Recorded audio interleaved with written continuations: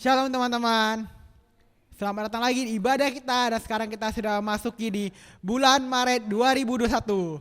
Gak kerasa kita sudah 3 bulan memasuki tahun 2021. Dan yuk teman-teman, kita sekarang mau sama-sama siapkan hati kita. Kita sama-sama mau memuji Tuhan dan menyembah Tuhan bersama-sama. Ayo teman-teman, mari kita bersatu di dalam doa. Tuhan Allah Bapa kami, terima kasih Tuhan untuk penyertaan-Mu Tuhan sepanjang 3 bulan di 2021 ini Tuhan. Tuhan, sekarang kami datang ke hadapan-Mu Tuhan, kami mau sama-sama memuji-Mu, kami mau memuliakan nama-Mu Tuhan. Engkau sertai ibadah kami dalam awal, tengah, hingga akhir Tuhan. Engkau sendirian turut tangan, Engkau sendirian campur tangan di setiap kehidupan dari kami Tuhan. Terima kasih Bapak, inilah doa dan permohonan kami. Anak-anak Tuhan yang siap memuji Tuhan, sama-sama kita katakan, amin. Shalom semuanya, kita percaya kita semua adalah anak-anak yang diberkati oleh Tuhan, amin. Kita angkat pujian ini. Kita percaya Tuhan melimpahkan berkat buat kita semua.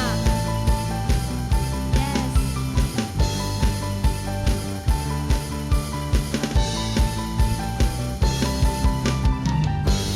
Kasih setiamu nyata bagiku. Hikmat kebajikan bersedia bagiku. So alasanku limpahkan segalanya.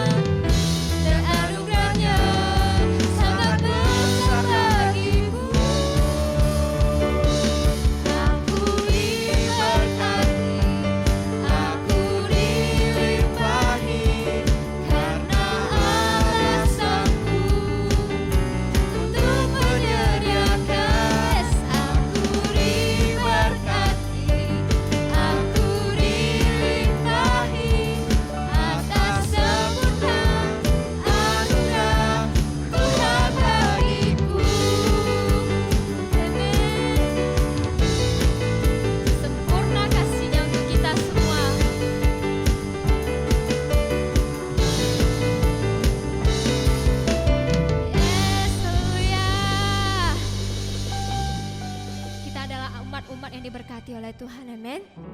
Sekarang kita mau siapkan hati kita, kita mau masuk ke dalam hadirat Tuhan. Karena kita tahu di dalam Dia ada kedamaian, ada pengharapan. Kita angkat lagu ini, nyatakan padanya Tuhan. Dan satu hal yang kita rindu Tuhan itu berdiam di dalam hadirat-Mu.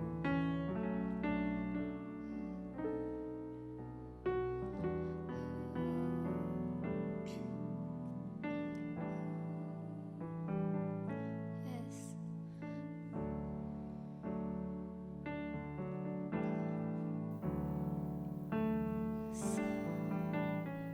Satu hal yang ku rindu, berdiam di dalam rumah-Mu. Satu hal yang ku pinta,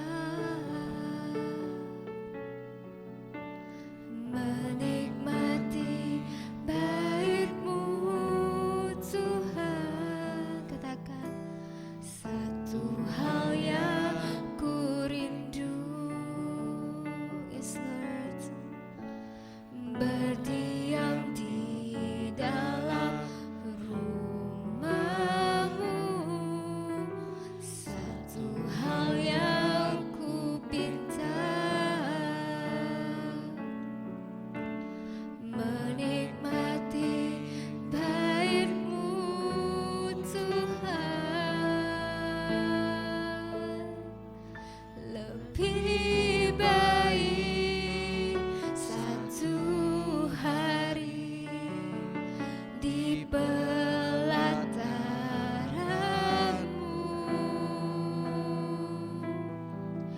daripada 1000 hari di tempat lain. Yes, Lord. Memuji-Mu, menyembah-Mu, Kau Allah yang hidup, dan menikmati semua kemurahan-Mu. Haleluya. Mari kita bawa pujian ini. Satu hal yang ku rindu, semua berdiam Tuhan. Berdiam di dalam rumah-Mu.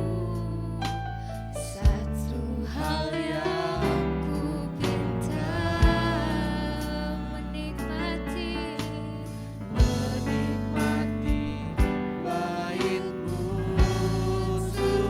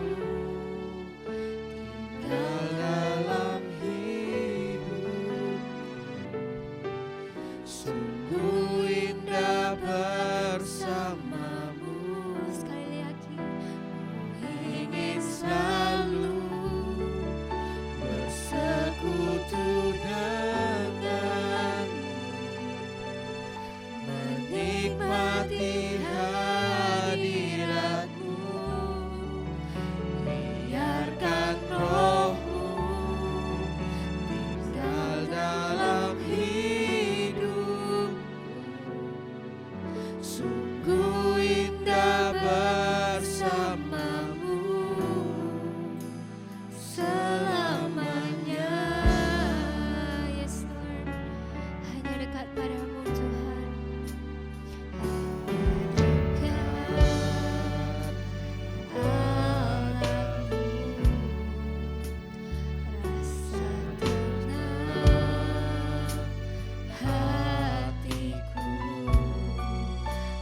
Sertai jalanku Sepanjang hidup, sepanjang hidup. hanya dekat padamu Tuhan. Mendekat padamu.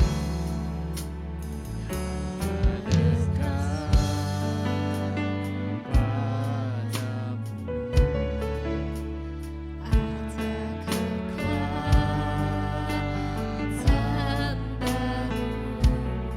baru, Kau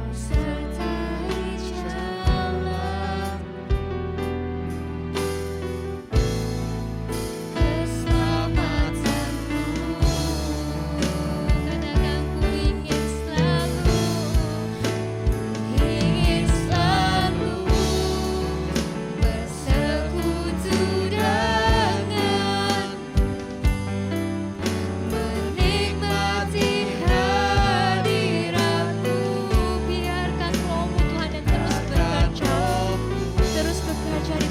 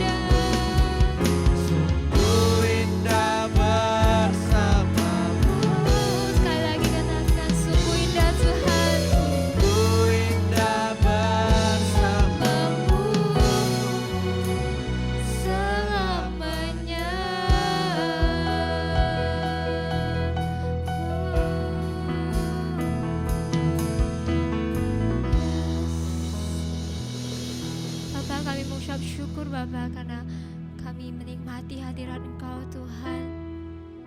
Sungguh indah Tuhan berada di dekat Engkau, karena Engkau sumber pengharapan kami Tuhan, Engkau sumber kedamaian kami Tuhan. Betapa rindunya Tuhan kami berada di samping Engkau. Terima kasih Tuhan.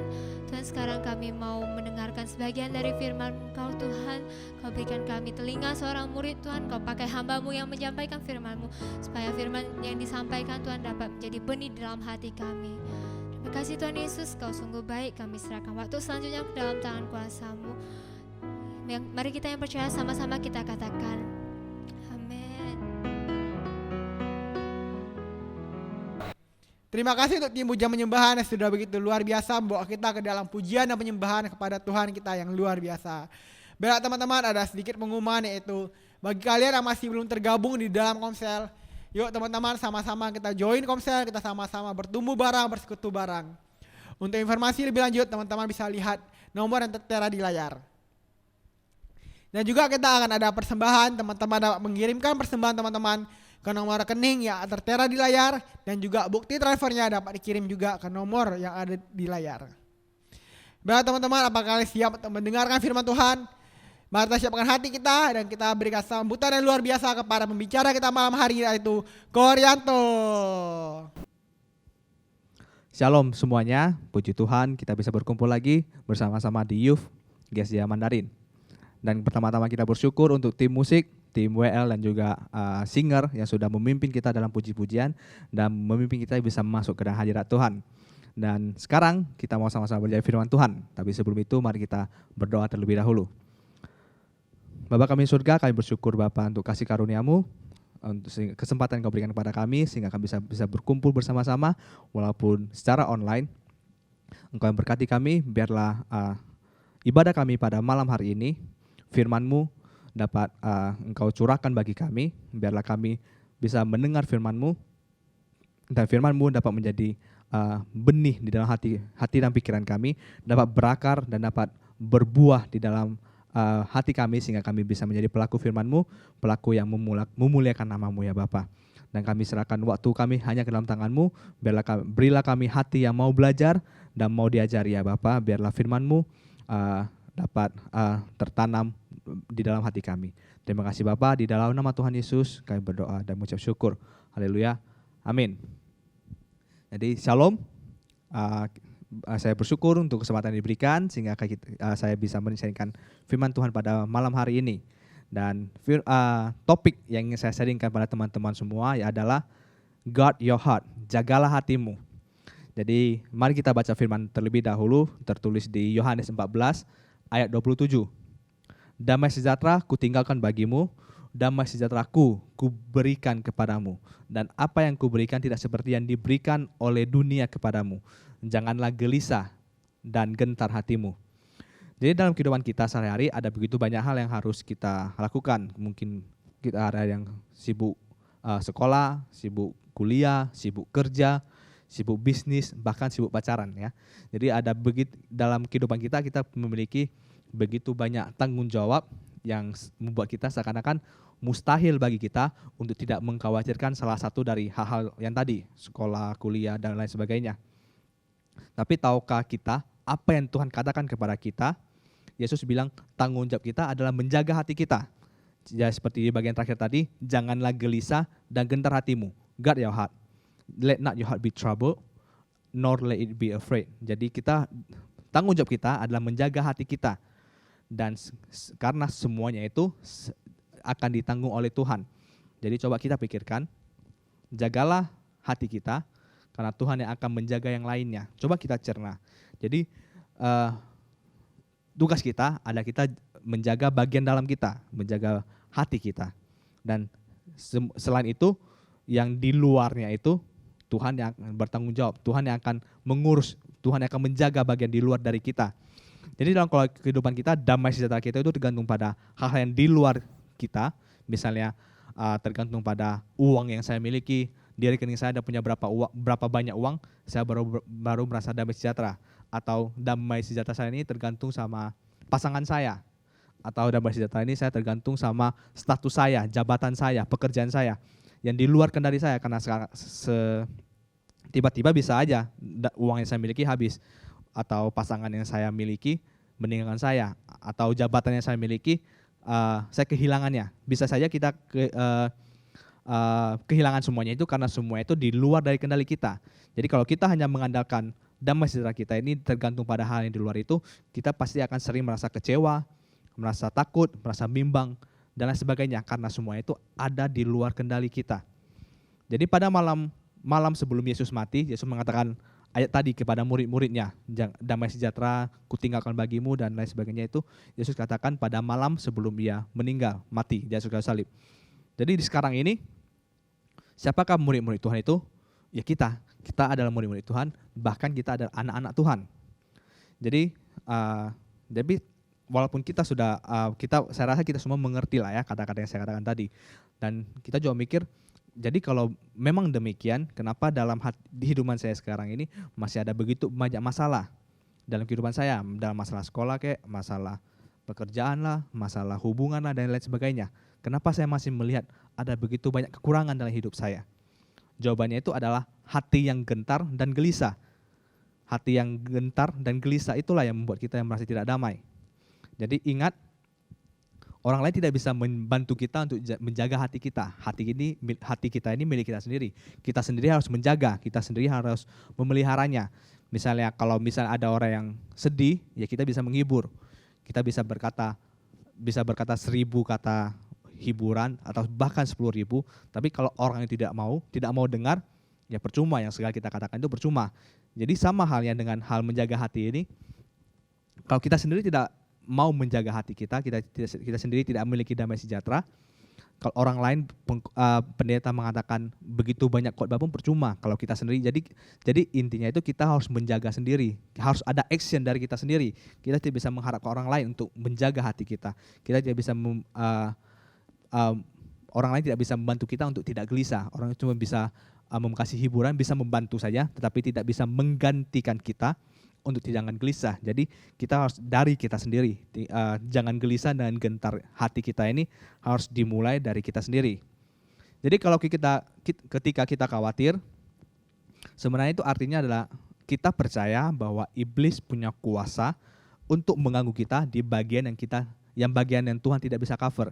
Ya dengan bahasa lain kita mikir iblis seakan-akan lebih besar dari Tuhan. Misalnya saya khawatir soal masalah pekerjaan saya, jabatan saya. Jadi kalau saya khawatir sampai gelisah, berarti saya percaya bahwa iblis punya kuasa yang lebih besar daripada Tuhan mengenai hal ini.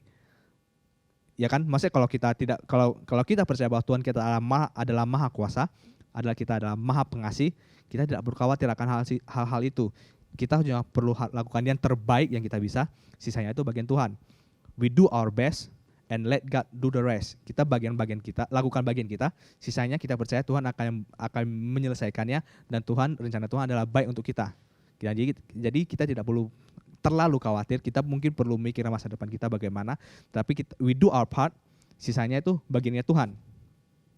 Jadi apakah kita benar percaya bahwa Tuhan kita adalah maha kuasa? Tuhan kita jauh lebih besar daripada iblis, bukan? Jadi ingat, Tuhan mampu dan Tuhan mau. Tuhan kita maha kuasa, Dia mampu dan mau untuk memberkati kita. Dia mampu dan mau agar kita bisa mengambil lebih banyak berkat lagi daripada Dia. Tuhan sudah siapkan begitu banyak buat kita.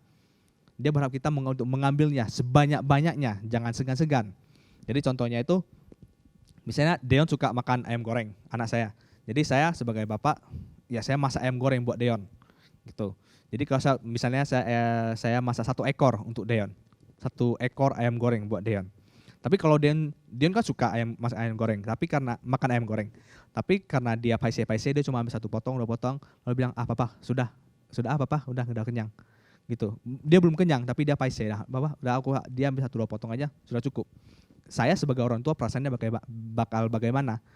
Kan pasti saya kecewa dong. Saya kan sudah siapkan 1 ekor buat kamu kok paise-paise, ambil aja semuanya, makan aja sampai puas, makan sampai kenyang. Kalau bisa habisin aja 1 ekor semuanya. Gitu. Itu contoh kasih seorang bapak duniawi. Bagaimana dengan kasih seorang bapak surgawi, bapak kita? Dia sudah menyediakan begitu banyak berkat untuk kita. Kenapa kita harus malu-malu ngambilnya? Kenapa kita cuma mengambil secul ini berkat yang dia siapkan? Padahal dia menyiapkan itu begitu besar untuk kita. Jadi Tuhan itu berkenan apabila kita datang ke hadiratnya, bersekutu dengan dia, dan menerima berkatnya sebanyak mungkin yang kita bisa.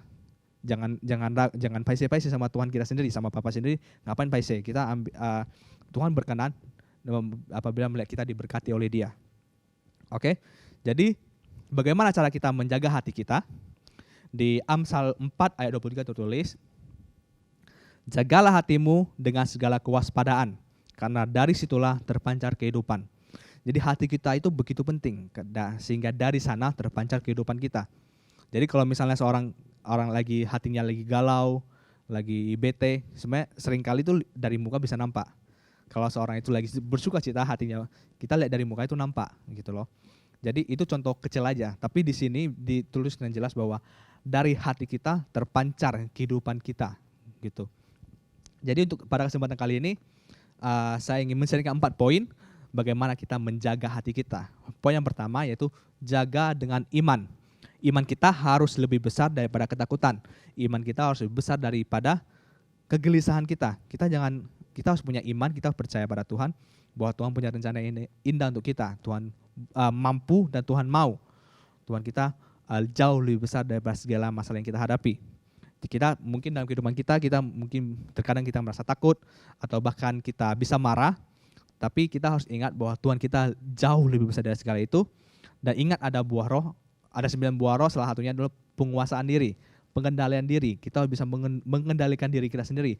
Jangan bilang, wah karena pikiran ini aku nggak bisa kendali, ini pikiran yang negatif saya nggak bisa kontrol. Tidak bisa, karena kita harus bisa mengendalikan diri kita sendiri. Karena kita adalah ciptaan Tuhan, kita ada manusia, kita sendiri, kita ini utuh, kita harus bisa mengendalikan diri kita sendiri. Jangan bilang, aku nggak bisa kontrol ini, karena kebiasaan orang aku memang gini. Kita tidak boleh begitu. Kita harus bisa mengendalikan diri kita.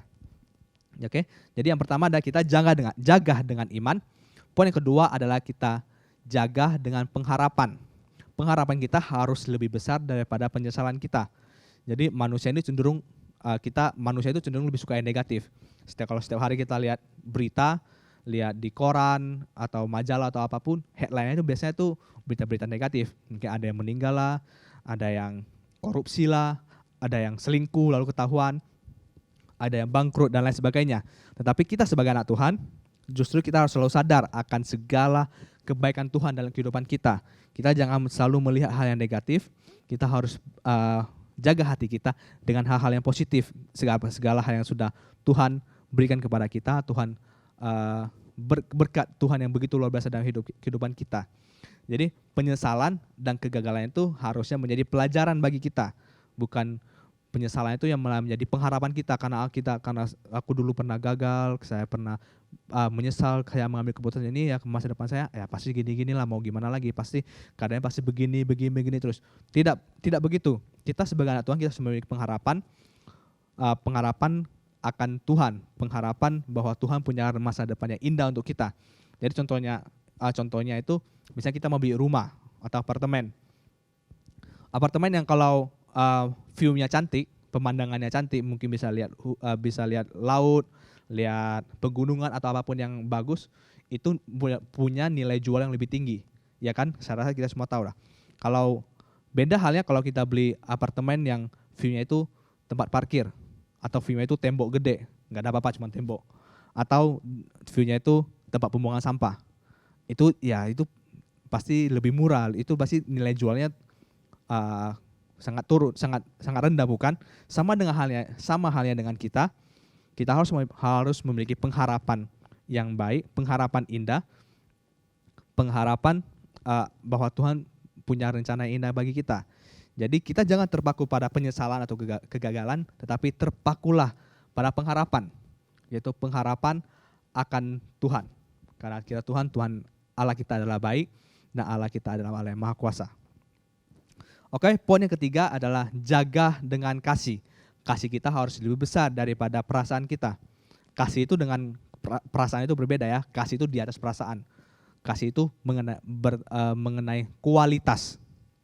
Jadi misalnya contohnya kalau musuh kita perlu bantuan, dengan kasih kita bisa membantu dia.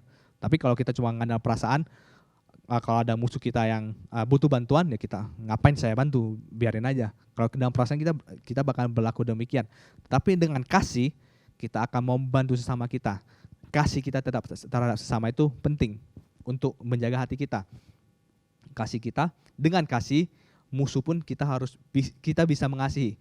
Kita mengajar kita untuk mengasihi musuh-musuh kita. Jadi dengan kasih, kalau tidak dengan kasih kita tidak dapat melakukannya. Amin. Dan poin yang keempat yaitu jaga dengan komunitas. Stay in Christ community. Kita tidak boleh jauh dari komunitas Tuhan. Alkitab berkata kepada kita bahwa iblis itu bagaikan singa yang mengaum-ngaum mencari mangsanya. Jadi coba kita bayangkan kalau teman-teman kalau sudah pernah nonton di National Geographic, atau Animal Planet, coba kita perhatikan bagaimana cara singa memangsa hewan. Biasanya singa itu memangsa hewan-hewan yang terluka atau terlepas dari kawanannya. Kalau hewannya itu berkerumunan, satu kawanan itu, singa biasanya nggak berani untuk memangsa mereka, nggak berani masuk ke tengah-tengah mereka, karena dia tahu dia bakal ditendang atau bakal diapa-apain sama kerumunan itu. Jadi singa itu selalu memangsa melihat misalnya zebra atau musang yang terlepas dari kawanannya. Kalau dia sendiri, kalau kawanannya sudah lari, tinggal dia sendirian di sini, inilah sasaran empuk buat si singa. Ya kan? Karena dia lebih gampang mengejar dia, gak ada yang bisa menolong dia. Cuman ya jadi sasaran empuk buat singa.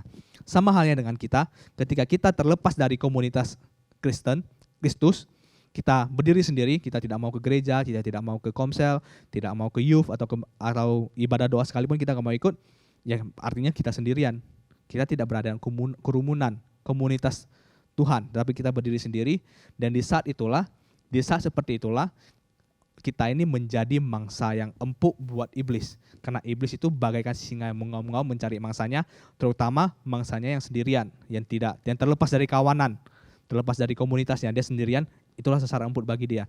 Jadi kita harus ingat, kita harus sering-seringlah ke ibadah, walaupun kita sekarang masih ibadah online, sering-sering lagi kita ibadah, sering-sering kita ke youth, sering-sering kita ke komsel, karena di sanalah kita bisa saling memupuk iman kita bisa belajar firman, bisa berkomunikasi dengan teman-teman seiman, kita bisa saling mendukung, bisa saling mendorong, saling menguatkan. Karena di dalam komunitas Kristus itu, kita bisa mendapatkan begitu banyak manfaat dalam kehidupan kita, terutama kehidupan rohani kita. Jadi ada 4 poin yang ingin saya sharingkan pada teman-teman semua, yaitu yang pertama, kita harus jaga hati kita dengan iman. Yang kedua, kita jaga hati kita dengan pengharapan. Yang ketiga, kita jaga hati kita dengan kasih. Yang keempat, yang menurut saya sangat penting, yaitu kita harus jaga hati kita dengan komunitas. Jangan lepas dari komunitas Tuhan.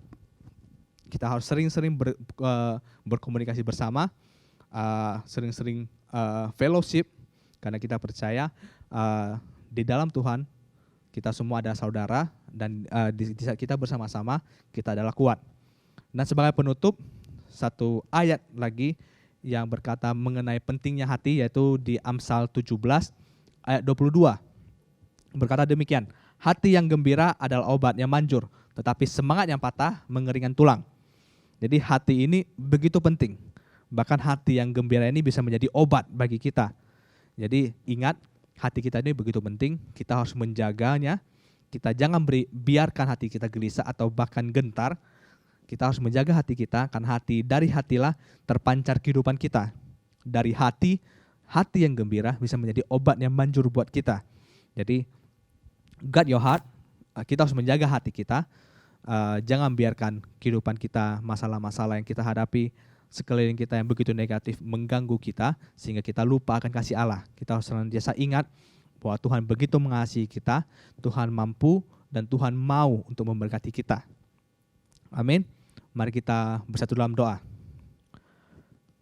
Bapa kami surga, kami bersyukur Bapa untuk firman yang Kau berikan pada kami. Kau ajari kami ya Bapa, setiap individu yang ada di sini, ajari kami agar kami bisa menjaga hati kami. Jangan biarkan hati kami gelisah ataupun gentar, karena ajari kami untuk memiliki iman yang mengandalkan Engkau ya Bapa. Ajari kami memiliki pengharapan yang indah akan Engkau masa depan kami. Ajari kami memiliki kasih, dan ajari kami untuk stay in community ya Bapa. Engkau yang kami percaya, Engkau yang akan memberkati kami. Ajari kami ya Bapa untuk menjaga hati kami, agar kami dapat menjadi pelaku firman-Mu, dan kami bisa memuliakan nama-Mu. Kami bersyukur di dalam nama Tuhan Yesus, kami berdoa dan mengucap syukur. Haleluya, amin. Tuhan memberkati.